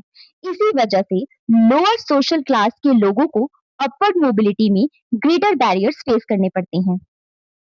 अगर हम कास्ट और क्लास के बीच का ओवरलैप देखें, सोशल डिसएडवांटेज सिर्फ सोशल नहीं होता, कई बार सोशल और इकोनॉमिक डिसएडवांटेज एक दूसरे से कनेक्टेड भी देखा गया है। हिस्टोरिकली डिस्क्रिमिनेटेड ग्रुप्स को एजुकेशन, ऑक्यूपेशन, लैंड, रिसोर्सेज और अपॉर्चुनिटीज में डिसएडवांटेजेस फेस करनी पड़ती हैं। इसलिए लोअर पोजीशन पर होने का इफेक्ट सिर्फ स्टेटस या रिस्पेक्ट तक लिमिटेड नहीं होता, वो हमारे income, education, employment, health, security और पॉलिटिकल इन्फ्लुएंस को भी इफेक्ट करता है। अब यहाँ पे हमें एक्टिविटी 7 दी गई है, जिसमें हमें कहा गया है कि हमें प्रेसिडेंट के.आर. नारायण की लाइफ पर सर्च करना है, पढ़ना है और एस्क्रिप्शन और अचीव स्टेटस को समझने की कोशिश करनी है। कास्ट और क्लास के कॉन्सेप्ट को समझना है। स्टेटस एंड रोल, इन दोनों को ऑफन ट्विन कॉन्सेप्ट कहा जाता है, क्योंकि दोनों एक दूसरे से क्लोजली कनेक्टेड हैं। सबसे सिंपल वे में अगर हम याद रखना चाहें तो स्टेटस का मतलब है कि आप सोसाइटी में क्या है और रोल का मतलब है कि उस स्टेटस के अकॉर्डिंग आप क्या करते हैं। एग्जाम्पल, अगर आप स्टूडेंट हैं तो स्टूडेंट आपका स्टेटस है और क्लास अटेंड करना, पढ़ाई करना, असाइनमेंट्स कंप्लीट करना और एग्जाम देना, ये सब आपके रोल्स हैं। स्टेटस मतलब सोशल पोजीशन, कि एक पर्सन ने सोसाइटी में या ग्रुप में क्या पोजीशन ऑक्यूपाई की है। हर सोसाइटी में डिफरेंट पोजीशन होती है, जैसे कि mother, father, student, teacher, doctor, customer, passenger, citizen. ये सब सोशल स्टेटस है। लेकिन स्टेटस सिर्फ एक लेवल नहीं है, हर स्टेटस के साथ कुछ राइट्स, कुछ ड्यूटीज, रिस्पॉन्सिबिलिटीज या एक्सपेक्टेशंस होती हैं। जैसे कि अगर हम मदर के स्टेटस की बात करें, तो अगर किसी वुमेन का स्टेटस मदर का है, तो सोसाइटी उससे एक्सपेक्ट करेगी कि उसको उससे रिलेटेड जो एक्सपेक्टेशंस है वो फुलफिल करे, जैसे कि चाइल्ड की केयर करना, प्रोटेक्शन करना, एक्सेट्रा। तो स्टेटस एक सोशल पोजीशन है जिसके साथ कुछ राइट्स, ड्यूटीज और एक्सपेक्टेशंस होती हैं। ऐसे ही अगर हम रोल की बात करें, तो स्टेटस पोजीशन है और उससे के साथ जो हमें से एक्सपेक्टेशन करी जाती हैं वो सब रोल में आती हैं। जैसे स्टेटस जो है वो हम ऑक्यूपाई करते हैं, पर रोल्स को हम प्ले करते हैं। अब स्टूडेंट स्टेटस ऑक्यूपाई करती हैं, लेकिन स्टूडेंट्स के रोल को आप जैसे कि क्लास को अटेंड करना, स्टडी करना, असाइनमेंट्स को कंप्लीट करना, एग्जाम देकर, ये सब हम अपने रोल को प्ले करते हैं। स्टेटस हमारा पोजीशन है और रोल को हम शॉर्ट में बोलें तो ये एक बिहेवियर डायनेमिक एक्सपेक्ट है उस पोजीशन का। Status as an institutional role. Simple language में जब हम रोल की एक्सपेक्टेशन सोसाइटी में रेगुलर, स्टैंडर्डाइज और एक्सपेक्टेड हो जाएं, तो वो स्टेटस के साथ इंस्टीट्यूशनलाइज हो जाते हैं। जैसे कि टीचर का स्टेटस। टीचर से सोसाइटी जनरली एक्सपेक्ट करती है कि वो बच्चों को पढ़ाए, उन्हें गाइड करे, डिसिप्लिन मेंटेन करे। ये एक्सपेक्टेशन इंडिविजुअल टीचर ने नॉन ने पर्सनली इन्वेंट नहीं की है। सोसाइटी ने टीचर के रोल के साथ ऑलरेडी एसोसिएट किया है। अगर हम मल्टीपल स्टेटसेस की बात करें, तो क्या एक पर्सन का सिर्फ एक ही स्टेटस है? नहीं। मॉडर्न सोसाइटी में एक पर्सन के साथ बहुत सारे स्टेटस अटैच होते हैं, जैसे कि घर में डॉटर का या सन का, स्कूल में वो एक स्टूडेंट भी है, शॉप पर कस्टमर है, बस में पैसेंजर है, डॉक्टर के पास जाता है तो पेशेंट है, किसी फ्रेंड के लिए वो फ्रेंड है। तो एक ही पर्सन के बहुत सारे स्टेटस हो सकते हैं, ठीक है, जिसे हम बोलते हैं स्टेटस सेट। स्टेटस सेट का मतलब है कि एक इंडिविजुअल के सारे डिफरेंट स्टेटस का कलेक्शन। आगे हम बात करेंगे स्टेटस सीक्वेंस की। स्टेटस सेट का मतलब है जो डिफरेंट स्टेटसेस हम साइमल्टेनियसली होल्ड करते हैं। लाइफ के डिफरेंट स्टेजेस में हमारे स्टेटस चेंज होते रहते हैं। फॉर एग्जाम्पल, सन या डॉटर से हम मदर या फादर बनते हैं, उसके बाद हम ग्रैंडफादर या ग्रैंडमदर बन जाते हैं, और उसके बाद ग्रेट ग्रैंडफादर या ग्रेट ग्रैंडमदर। यानी डिफरेंट स्टेजेस पर डिफरेंट स्टेटसेस सक्सेसफुली अटेन होते हैं। इसे कहते हैं स्टेटस सीक्वेंस। मतलब एक स्टेटस से दूसरे स्टेटस पे जाना एक सीक्वेंस फॉर्म में। स्टेटस सीक्वेंस लाइफ के डिफरेंट स्टेजेस में स्टेटस का सक्सेशन होता है। जैसे कि हमने पहले एस्क्राइब स्टेटस को डिस्कस किया ही है, आइए एक बार और देखें। ऐसा स्टेटस जो हमें बर्थ से मिलता है, हमारी वॉलेंट्री चॉइस नहीं होती, वो हमारा एस्क्राइब स्टेटस होता है। जैसे कि एज, कास्ट, रेस, किनशिप। हम अपनी एज के पेरेंट्स को चूज नहीं कर सकते। ट्रेडिशनल सोसाइटी में एस्क्राइब स्टेटस का एक बहुत ही इंपॉर्टेंट रोल माना जाता था। अचीव स्टेटस इसका अपोजिट है, यानी ऐसा सोशल पोजीशन जो पर्सन अपनी एबिलिटी, अपनी एजुकेशन, अचीवमेंट, अपनी चॉइसेस और अपने प्रोफेशनल एक्सपर्टीज के थ्रू अचीव करता है। जैसे कि अगर आप स्टूडेंट्स हैं और फ्यूचर में आप डॉक्टर बनना चाहते हैं, तो डॉक्टर बनना आपका एक अचीव स्टेटस हो सकता है। एस्क्राइब जो हमें मिलता है, और अचीव जो हम कमाते हैं, जो हम एक्वायर करते हैं। Traditional versus modern society. आपका सोशल पोजीशन लार्जली आपके बर्थ से डिफाइन होता है, लेकिन मॉडर्न सोसाइटीज को जनरली अचीवमेंट ओरिएंटेड माना गया है। यानी आइडिया ये है कि you have to prove yourself. आपकी एजुकेशन, प्रोफेशन और अचीवमेंट्स के बेसिस पर आपको प्रेस्टीज मिल सकता है। स्टूडेंट इसका मतलब ये नहीं है कि मॉडर्न सोसाइटी में एस्क्राइब स्टेटस कंप्लीटली डिसअपेयर हो गया। आज भी हमें caste, gender, family background, age, race etcetera, ये सब अपॉर्चुनिटीज और सोशल एक्सपीरियंस को इन्फ्लुएंस कर सकते हैं। तो मॉडर्न सोसाइटी में अचीव और एस्क्राइब स्टेटस दोनों ही देखने को मिलते हैं। Status and Prestige. Prestige, her social status को सोसाइटी में सेम वैल्यू या रिस्पेक्ट नहीं मिलती। कुछ स्टेटस को हाई प्रेस्टीज मिलती है और कुछ को कम। एग्जाम्पल के लिए सोसाइटी में डॉक्टर के ऑक्यूपेशन को ट्रेडिशनली हाई प्रेस्टीज मिल सकती है, लेकिन इसका मतलब ये नहीं है कि डॉक्टर हमेशा शॉपकीपर से ज्यादा अर्न करेगा। प्रेस्टीज हमेशा इनकम के बराबर नहीं होती। एक पर्सन का ऑक्यूपेशन हाईली रिस्पेक्टेड हो सकता है, चाहे उसकी इनकम कम ही क्यों ना हो, और किसी ऑक्यूपेशन की प्रेस्टीज डिफरेंट सोसाइटी और सोशल हिस्टोरिकल पीरियड्स में डिफरेंट हो सकती है। आगे अगर हम बात करें रोल कॉन्फ्लिक्ट की, एक पर्सन के पास मल्टीपल रोल्स होते हैं। कभी कभी इन डिफरेंट रोल्स की एक्सपेक्टेशन एक दूसरे से क्लैश करती है। जैसे कि एक वर्किंग वुमेन के मेजर रोल्स हैं, सबसे पहला घर, उसका मदर का रोल या वाइफ का रोल। दूसरा वर्क प्लेस पे उसका प्रोफेशनल और एम्प्लॉय का रोल। अगर साइमल्टेनियसली ऑफिस में इंपॉर्टेंट वर्क हो और घर पर चाइल्ड की केयर की नीड हो, तो दोनों रोल्स की एक्सपेक्टेशन कन्फ्लिक्ट कर सकती है। इसी को हम रोल कन्फ्लिक्ट कहते हैं। रोल कन्फ्लिक्ट सिर्फ वुमेन को होता है, हम क्या ऐसा है? बताइए, क्या रोल कॉन्फ्लिक्ट सिर्फ एक वुमेन ही फेस कर सकती है या मेन भी? अगर हम अज्यूम करें कि मेन को रोल कॉन्फ्लिक्ट नहीं है, तो सोशियोलॉजी के अकॉर्डिंग ये अजम्पशन करेक्ट नहीं होगा। खासी सोसाइटी के एग्जाम्पल देते हैं जहां मेट्रिलिनियल सिस्टम है। खासी सोसाइटी में फैमिली लीनिएज और इनहेरिटेंस ट्रेडिशनली मदर साइड से कनेक्टेड होता है। इस सिचुएशन में एक खासी मैन के सामने कन्फ्लिक्टिंग रिस्पॉन्सिबिलिटीज आ सकती हैं। अपनी middle family sisters house hold के टुवर्ड्स रिस्पॉन्सिबिलिटी वर्सेस अपनी वाइफ और चिल्ड्रन के टुवर्ड्स रिस्पॉन्सिबिलिटी, इसलिए रोल कन्फ्लिक्ट में भी एक्सपीरियंस कर सकते हैं। सिमिलरली खासी वुमेन भी अपने मैरिटल और नेटल फैमिली रिलेशनशिप के बीच टेंशन एक्सपीरियंस कर सकती है। तो रोल कॉन्फ्लिक्ट जेंडर स्पेसिफिक नहीं है। डिफरेंट सोसाइटीज में सोशल स्ट्रक्चर डिफरेंट होते हैं, इसलिए रोल एक्सपेक्टेशंस भी डिफरेंट हो सकती हैं।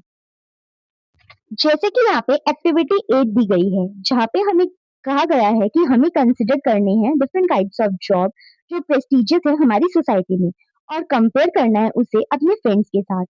हमें उसके बीच के सिमिलैरिटी और डिफरेंसेस को डिस्कस करना है और उसके कारण को समझना है। नेक्स्ट एक्टिविटी 9 में बोला गया है कि हमें फाइंड करना है कि कैसे डोमेस्टिक वर्कर और कंस्ट्रक्शन लेबरर्स कॉन्फ्लिक्ट फेस करते हैं सोसाइटी में।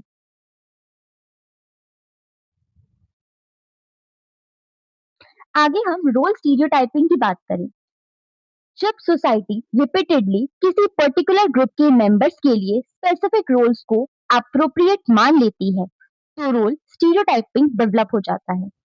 एग्जाम्पल से समझिए, तो जैसे ट्रेडिशनल स्टीरियोटाइप में मेन को ब्रेड विनर कंसिडर किया जाता था और वुमेन को होम मेकर, यानी मेन को अर्निंग और वुमेन को हाउस होल्ड रिस्पॉन्सिबिलिटी से एसोसिएट किया गया है। तो प्रॉब्लम क्या है? ये अज्यूम कर लेता है कि हर मैन और हर वुमेन को एग्जैक्टली सेम रोल परफॉर्म करना चाहिए, लेकिन रियल लाइफ में बहुत डाइवर्सिटी हमें देखने को मिलती है। आज वुमेन प्रोफेशनल्स भी हैं और मेन हाउस होल्ड रिस्पॉन्सिबिलिटीज भी परफॉर्म करते हैं। अगर हम इस बेसिस पे देखें तो क्या रोल्स हमेशा फिक्स्ड होते हैं? नहीं, ऐसा नहीं है। हम कभी-कभी अज्यूम करते हैं कि सोसाइटी में रोल ऑलरेडी डिफाइंड है और इंडिविजुअल बस उनको फॉलो ही कर रहे हैं। लेकिन सोशियोलॉजी का पर्सपेक्टिव डायनेमिक है। इंडिविजुअल सिर्फ रोल को रिसीव नहीं करते, वो नेगोशिएट करते हैं, मॉडिफाई करते हैं, चैलेंज करते हैं और कभी-कभी ट्रेडिशनल एक्सपेक्टेशंस को रिजेक्ट भी करते हैं। अगर हम आगे सोशलाइजेशन और एजेंसी की बात करें, तो सोशलाइजेशन के थ्रू रोल्स लर्न किए जाते हैं। बच्चों को छोटे से ही सिखाया जाता है, जैसे गर्ल्स को ऐसा बिहेव करना चाहिए और बॉयज को ऐसा बिहेव करना चाहिए। बट क्या इसका मतलब ये है कि इंडिविजुअल लाइफ टाइम उसी रोल को ब्लाइंडली फॉलो करेगा? नहीं, इंडिविजुअल के पास एजेंसी होती है। एजेंसी का मतलब है कि अपने डिसीजन लेने और अपने सोशल एक्सपेक्टेशंस को एक्सेप्ट करना, नेगोशिएट या चैलेंज करने की कैपेसिटी। सोशलाइजेशन हमें सिखा रहा है कि हमें इस रोल को इस तरीके से ऐसे फॉलो करना है, जबकि एजेंसी हमें अपॉर्चुनिटी दे रही है कि हम उसको चैलेंज करके, नेगोशिएट करके अपने अकॉर्डिंग डेवलप कर सके। अगर सोसाइटी ट्रेडिशनली कहती है कि वुमेन को सिर्फ घर का काम करना चाहिए, तो लेकिन एजेंसी के थ्रू एक वुमेन डिसाइड कर सकती है कि मैं प्रोफेशनल करियर भी परस्यू कर सकती हूँ। यहाँ इंडिविजुअल एग्जिस्टिंग रोल एक्सपेक्टेशन को चैलेंज और मॉडिफाई कर रहा है। Individual and society connection. Individual और सोसाइटी का रिलेशनशिप क्या है? सोसाइटी इंडिविजुअल को नॉर्म्स, वैल्यूज और एक्सपेक्टेशन देती है, लेकिन इंडिविजुअल कंप्लीटली पैसिव नहीं होते। वो सोसाइटी में चेंज ला सकते हैं। तो रिलेशनशिप क्या है? सोसाइटी जो है वो इंडिविजुअल को शेप करती है और इंडिविजुअल सोसाइटी को चेंज करता है। इनकी इंटरेक्शन के थ्रू ही रोल और स्टेटस भी चेंज होते हैं। लोग कभी-कभी एग्जिस्टिंग स्टेटस और रोल अरेंजमेंट को चैलेंज करते हैं, जैसे कि कास्ट डिस्क्रिमिनेशन के against movement, gender equality movement, racial equality movement. ये मूवमेंट्स आर्ग्यू करते हैं कि किसी पर्सन का स्टेटस सिर्फ कास्ट, जेंडर या रेस के बेसिस पर डिसाइड नहीं होना चाहिए। लेकिन सोसाइटी में कुछ लोग चेंज को अपोज भी करते हैं। इसलिए स्टेटस और रोल्स हमेशा कनेक्टेड होते हैं पावर और सोशल कॉन्फ्लिक्ट से। अगर हम सोशल कंट्रोल की बात करें, अगर कोई इंडिविजुअल सोसाइटी के एक्सपेक्टेड रूल्स को वायलेट कर देता है, तो सोसाइटी रिएक्शन दे सकती है। अगर स्कूल में स्टूडेंट्स रिपीटेडली स्कूल रूल्स को वायलेट करें, तो उसे टीचर वार्निंग देती है, पेरेंट्स को इन्फॉर्म करती है, डिसिप्लिनरी एक्शन लेती है। इसी तरीके से सोसाइटी में भी नॉर्म्स को वायलेट करने पर डिफरेंट फॉर्म्स ऑफ सैंक्शन मिल सकते हैं। इसलिए सोसाइटी सिर्फ स्टेटस और रोल के थ्रू फंक्शन नहीं करती, वो सोशल कंट्रोल को भी एनकरेज करती है और लोगों को सोशल नॉर्म्स और एक्सपेक्टेशंस को फॉलो करना पड़ता है। एक्टिविटी 10। एक्टिविटी 10 में आपको न्यूज़पेपर रिपोर्ट्स को कलेक्ट करना है, जहां सोसाइटी को कोई पावरफुल या डोमिनेंट ग्रुप उन लोगों को कंट्रोल या पनिश कर रहा हो या उसकी कोशिश कर रहा हो और उसके अकॉर्डिंग सोशल नॉर्म्स या प्रिस्क्राइब रूल्स वायलेट कर रहा हो। क्या आप सर्च कर सकते हैं? जैसे कि एग्जाम्पल देखें, इंटरकास्ट मैरिज करने पर फैमिली कम्युनिटी का पोजीशन, वुमेन के ड्रेस या लाइफस्टाइल चॉइसेस पर सोशल रेस्ट्रिक्शन, किसी कम्युनिटी के ट्रेडिशनल रूल्स को चैलेंज करने पर पनिशमेंट, खप पंचायत का डिसीजन या सोशल बॉयकॉट। इस एक्टिविटी से स्टूडेंट्स को आपको समझने को मिलेगा कि सोशल रोल्स सिर्फ एक्सपेक्टेशंस नहीं होते, ये सोसाइटी उन्हें मेंटेन करने के लिए सोशल कंट्रोल भी यूज करती है। तो यहाँ पे हम देखेंगे कि प्रेशर, क्रिटिसिज्म, सोशल बॉयकॉट और पनिशमेंट जैसे रिएक्शंस आ सकते हैं।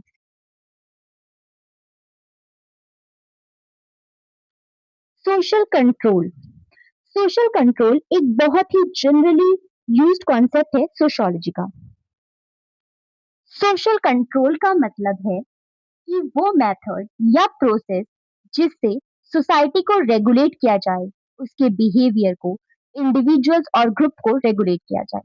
यानी कि सोसाइटी के पास कुछ रूल्स, एक्सपेक्टेशन और मैकेनिज्म होते हैं, जिनके थ्रू वो लोगों के बिहेवियर को रेगुलेट करती है।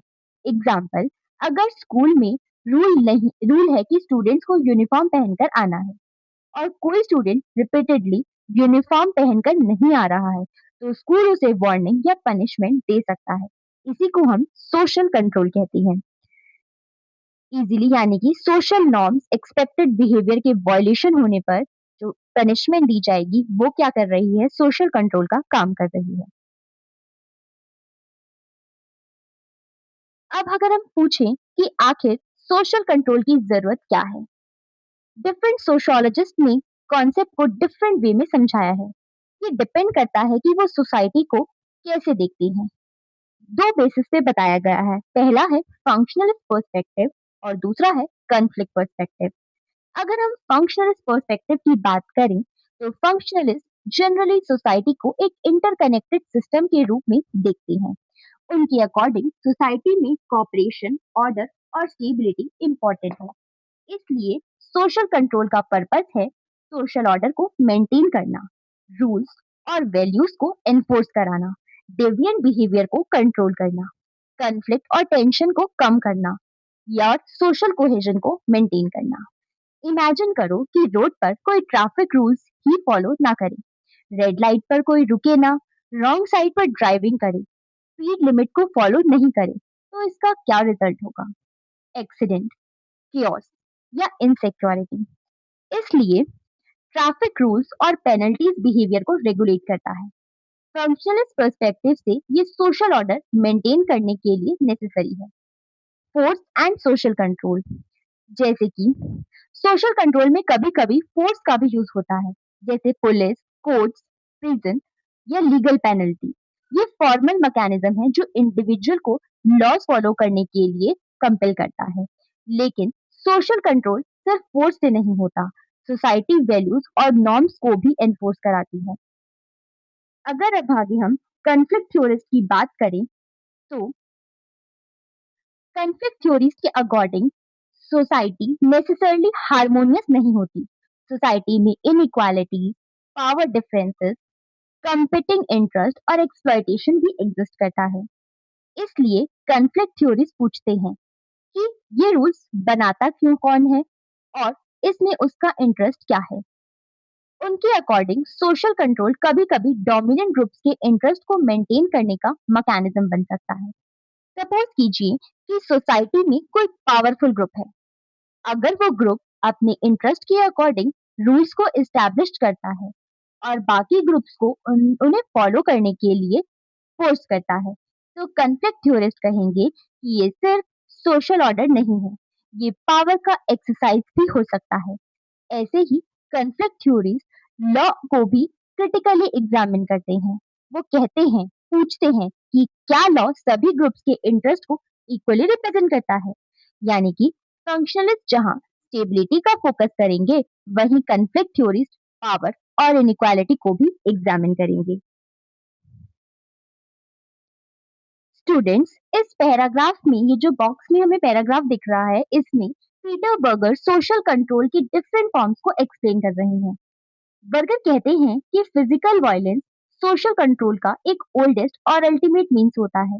एग्जाम्पल, स्टेट के पास पुलिस और आर्म फोर्सेस होते हैं। जनरली पुलिस फोर्स का यूज करके सिचुएशन में नहीं होती, सिर्फ ये नॉलेज की रूल्स ब्रेक करना पर पनिशमेंट हो सकती है, लोगों को रूल्स फॉलो कराने के लिए सफिशिएंट हो सकती है। अगर हम सिंपल वर्ड में समझें कि अगर हमें पनिशमेंट का डर हो, तो हम लोग रूल्स को फॉलो करेंगे और सोशल कंट्रोल हो पाएगा। प्राइमरी ग्रुप्स में सोशल कंट्रोल, अगर हम एक इंटरेस्टिंग पॉइंट समझें, जैसे कि प्राइमरी ग्रुप हमने समझा था कि जिनके बीच में क्लोज कनेक्शन होता है, उन्हें हम प्राइमरी ग्रुप कहते हैं, जैसे कि हमारी फैमिली, हमारे क्लोज फ्रेंड्स, हमारे नेबर्स और हमारे स्मॉल पेयर ग्रुप्स। तो सोशल कंट्रोल के लिए वॉयलेंस की जरूरत यूजुअली नहीं होती। यहाँ love, loyalty, approval, disapproval, criticism relationship behaviour को कंट्रोल करते हैं। एग्जाम्पल के लिए, अगर आपके क्लोज फ्रेंड आपके किसी बिहेवियर को डिसलाइक करते हैं, तो उनके डिसअप्रूवल ही आपको अपना बिहेवियर चेंज करने के लिए इन्फ्लुएंस कर सकता है। बेगर एक इंटरेस्टिंग एग्जाम्पल देते हैं कि सपोज एक छोटा लड़का दूसरे बच्चे से कहता है, मेरे बड़े भाई को बुलाएंगे, वो तुम्हें मार देगा। अब हो सकता है उसका बड़ा भाई एक्चुअली वहां हो ही नहीं, लेकिन अगर दूसरा बच्चा बिलीव कर लेता है कि बड़ा भाई सच में आ जाएगा, तो वो डर कर अपना बिहेवियर चेंज कर सकता है। यानी एक्चुअल वायलेंस यूज नहीं हुई, सिर्फ वायलेंस की पॉसिबिलिटी का बिलीफ ही बिहेवियर को कंट्रोल कर रहा है। सोशल कंट्रोल के लिए एक्चुअल फोर्स हमेशा नेसेसरी नहीं है। कभी कभी डर, बिलीफ या पनिशमेंट का डर, ये भी सोशल कंट्रोल करवा देता है। अब आप सोचिए कि क्या आपने कभी ऐसा एग्जाम्पल देखा है जहां किसी चाइल्ड ने कहा हो, मैं अपने भाई को बुलाऊंगा और दूसरा बच्चा डर गया हो। इसके अलावा आप और एग्जाम्पल बता सकते हैं, जैसे कि मैं टीचर को बता दूंगा, मैं मम्मी पापा को बता दूंगा, पुलिस को कॉल कर दूंगा, प्रिंसिपल को कंप्लेन करूंगा, मेरे फ्रेंड्स आ जाएंगे। इन सब केसेस में एक्चुअल पनिशमेंट इमीडिएटली नहीं होती, लेकिन पनिशमेंट या अथॉरिटी की पॉसिबिलिटी ही बिहेवियर को इन्फ्लुएंस कर देती है। इन सब केसेस में हमें देखने को मिल रहा है कि threat of punishment he social control maintain कर रही है। तो सोशल कंट्रोल को ऑपरेट सिर्फ एक्चुअल फोर्सेस से ही नहीं किया जाता, बल्कि उसका डर, एक्सपेक्टेशन या और बिलीफ भी उस पनिशमेंट का डर ही बिहेवियर को इन्फ्लुएंस कर सकता है।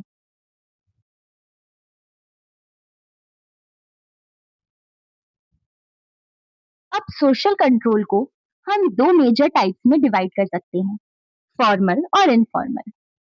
आइए सबसे पहले फॉर्मल सोशल कंट्रोल को समझें। जब सोसाइटी ऑफिशियल, रिटर्न, सिस्टमैटिक और कोडिफाइड मैकेनिज्म को यूज करती है, तो हम उसे फॉर्मल सोशल कंट्रोल कह सकते हैं, जैसे कि law, police, court, government, school की ऑफिशियल डिसिप्लिनरी रूल्स, प्रिजन। अगर कोई पर्सन थेफ्ट करता है, तो लॉ के अकॉर्डिंग पनिशमेंट मिल सकती है। ये एक तरीके का फॉर्मल सोशल कंट्रोल का एग्जाम्पल है। Informal social control personal, unofficial या अनकोडिफाइड होता है। इसके लिए रिटन लॉ की जरूरत नहीं होती। सोसाइटी एवरीडे इंटरेक्शन के थ्रू बिहेवियर रेगुलेट करती है, जैसे कि smile, frown, criticism, ridicule, laughter, making faces, body language, disapproval. Suppose एक स्टूडेंट क्लास में कंटिन्यूअसली डिस्टर्ब कर रहा है। टीचर सिर्फ एक एंग्री लुक दे देती है। स्टूडेंट समझ जाता है, आई शुड स्टॉप। टीचर ने कोई फॉर्मल पनिशमेंट नहीं दिया, लेकिन बिहेवियर रेगुलेट हो गया। ये एक इनफॉर्मल सोशल कंट्रोल का एग्जाम्पल है। Agencies of social control. Social control different agencies के थ्रू ऑपरेट होता है, जैसे कि फॉर्मल एजेंसीज में स्टेट, पुलिस, कोर्ट या लॉ। इनफॉर्मल एजेंसीज में family, religion, kinship, community, peer group. Parents बच्चे को गुड बिहेवियर के लिए एनकरेज करते हैं और रॉन्ग बिहेवियर पर स्कोल्ड करते हैं। ये एक तरीके का इनफॉर्मल सोशल कंट्रोल है। एक्टिविटी 11। इस एक्टिविटी में हमने अपनी डेली लाइफ के एग्जाम्पल से समझना है कि इनफॉर्मल या अनऑफिशियल सोशल कंट्रोल कैसे ऑपरेट होता है। इनफॉर्मल सोशल कंट्रोल में कोई रिटर्न लॉ या ऑफिशियल पनिशमेंट नहीं होती। इंस्टेड हमारे फ्रेंड्स, क्लासमेट्स, पीयर ग्रुप्स का अप्रूवल, डिसअप्रूवल, टीजिंग या क्रिटिसिज्म हमारे बिहेवियर को इन्फ्लुएंस करता है। अगर क्लास में स्टूडेंट्स बाकी स्टूडेंट से थोड़ा डिफरेंट बिहेव करे, तो जैसे उनका ड्रेसिंग स्टाइल, लैंग्वेज, हॉबीज या इंटरेस्ट डिफरेंट होता है और क्लासमेट्स उनका मजाक बना सकते हैं, तो वो स्टूडेंट्स प्रेशर फील कर सकता है और इवेंचुअली अपने बिहेवियर को चेंज कर सकता है। सिमिलरली अगर कोई चाइल्ड ग्रुप के अकॉर्डिंग ड्रेस नहीं करता है, किसी पॉपुलर एक्टिविटी में पार्टिसिपेट नहीं करता है, तो बाकी फ्रेंड्स उसको टीज कर सकते हैं, इग्नोर कर सकते हैं, निकनेम दे सकते हैं या ग्रुप से एक्सक्लूड कर सकते हैं। ये सब इनफॉर्मल सोशल कंट्रोल के एग्जाम्पल हैं। सपोज कुछ चिल्ड्रन एक चाइल्ड को रिपीटेडली कहते हैं, तुम हम जैसे नहीं हो, या उसकी डिफरेंस का मजाक उड़ाते हैं, तो उसको उसका बिहेवियर चेंज करने के लिए कहीं ना कहीं इन्फ्लुएंस कर रहे हैं। अब आप बताओ, क्या पेयर प्रेशर हमेशा नेगेटिव होता है? अगर फ्रेंड्स किसी स्टूडेंट्स को रेगुलरली पढ़ने, स्पोर्ट्स में पार्टिसिपेट करने या अच्छी हैबिट्स को अपनाने के लिए कहें, तो क्या ये अच्छा एग्जाम्पल नहीं है? आगे हम अगर बात करें ऑनर किलिंग की, स्टूडेंट्स ऑनर किलिंग को समझने के लिए हमें देखना होगा कि कुछ फैमिली या कम्युनिटीज अपने ट्रेडिशनल नॉर्म्स और नोशन ऑफ ओनर को एनफोर्स करने के लिए एक्सट्रीम एक्शन तक ले सकती हैं। जैसे कि अगर कोई कपल फैमिली कम्युनिटी के प्रिस्क्राइब्ड मैरिज नॉर्म्स, जैसे कि कास्ट कम्युनिटी बाउंड्री को चैलेंज करता है, तो फैमिली या community pressure threats, social boycott या वायलेंस का यूज कर सकते हैं। यहाँ हमें different agencies of informal social control देखने को मिलते हैं, जैसे कि फैमिली, किनशिप, कम्युनिटी। और अगर स्टेट इंटरवेन करे पुलिस या लॉ के थ्रू, तो फॉर्मल सोशल कंट्रोल भी इन्वॉल्व हो सकता है। स्टूडेंट्स ऑनर किलिंग को सोशियोलॉजी में सोशल कंट्रोल का एग्जाम्पल करने का मतलब ये नहीं है कि वॉयलेंस जस्टिफाई है। सोशियोलॉजी एग्जामिन करती है कि सोशल नॉर्म्स को इन्फ्लुएंस करने के लिए पावर और पनिशमेंट कैसे यूज किया जा सकता है। स्टूडेंट्स, अब हम इस न्यूज़पेपर रिपोर्ट को सोशल कंट्रोल के कॉन्सेप्ट से कनेक्ट करेंगे। रिपोर्ट में एक 19 साल की लड़की ने अपने कास्ट के बाहर शादी करी। उसके पेरेंट्स और कम्युनिटी इस मैरिज के अगेंस्ट थे। पंचायत ने भी कपल पर प्रेशर डाला, लेकिन कपल ने प्रेशर को एक्सेप्ट नहीं किया। बाद में लड़की के भाई ने वायलेंट अटैक किया, जिसका रिजल्ट डेथ हुई। इसे ऑनर किलिंग का एग्जाम्पल के रूप में रिपोर्ट किया गया। इस केस में सोशल कंट्रोल कैसे ऑपरेट हुआ? यहाँ डिफरेंट एजेंसीज इन्वॉल्व थी। सबसे पहले फैमिली, जो मैरिज को अपोज कर रही थी। दूसरा, पंचायत कम्युनिटी, जो कपल पर प्रेशर बना रही थी। तीसरा, भाई, वायलेंस का यूज करके प्रिस्क्राइब कास्ट नॉर्म को एनफोर्स करने की कोशिश की गई। यानी फैमिली कम्युनिटी एक पर्टिकुलर सोशल नॉर्म मेंटेन करना चाहते थे। Marriage should take place within the same caste, ये हमने एंडोगेमी के कॉन्सेप्ट में पढ़ा था। जब कपल ने इस नॉर्म को रिजेक्ट कर दिया तो उनके अगेंस्ट सोशल प्रेशर और अल्टीमेट वायलेंस यूज की गई। स्टूडेंट्स, यहाँ हमें ये समझना है कि सोशल कंट्रोल कभी कभी बहुत एक्सट्रीम स्टेप भी ले सकता है। फैमिली और कम्युनिटी के informal mechanism, pressure, threat, social disapproval से लेकर फिजिकल वायलेंस तक different forms of control exist करता है। लेकिन वायलेंस या ऑनर किलिंग को सोशियोलॉजी जस्टिफाई नहीं करता। सोशियोलॉजी सिंपली एग्जामिन करती है कि कैसे सोशल नॉर्म्स, पावर और कंट्रोल ऑपरेट करता है सोसाइटी में। इस एग्जाम्पल में कौन सा सोशल कंट्रोल है? इनफॉर्मल सोशल कंट्रोल, जो हमारी फैमिली, पंचायत या कम्युनिटी प्रेशर के थ्रू बनाया गया। दूसरा, नेगेटिव सैंक्शन, यानी कि थ्रेट, पनिशमेंट और सोशल प्रेशर। तीसरा, एक्सट्रीम फॉर्म, जो हमें फिजिकल वायलेंस के रूप में देखने को मिला। चौथा, norm violated, traditional expectation of caste endogamy को यहाँ पर वायलेट करा गया। अब आप सोचिए, अगर सोसाइटी में कोई इंडिविजुअल ट्रेडिशनल नॉर्म को चैलेंज करता है, तो क्या सोसाइटी को उसे पनिश करने का राइट होना चाहिए? क्या सोशल कंट्रोल हमेशा सोसाइटी के लिए पॉजिटिव होता है या कभी-कभी इनइक्वालिटी और डिस्क्रिमिनेशन को भी मेंटेन कर सकता है? यही क्वेश्चन हमारे फंक्शनिस्ट और कॉन्फ्लिक्ट पर्सपेक्टिव के डिफरेंस को समझने में भी हेल्प करता है।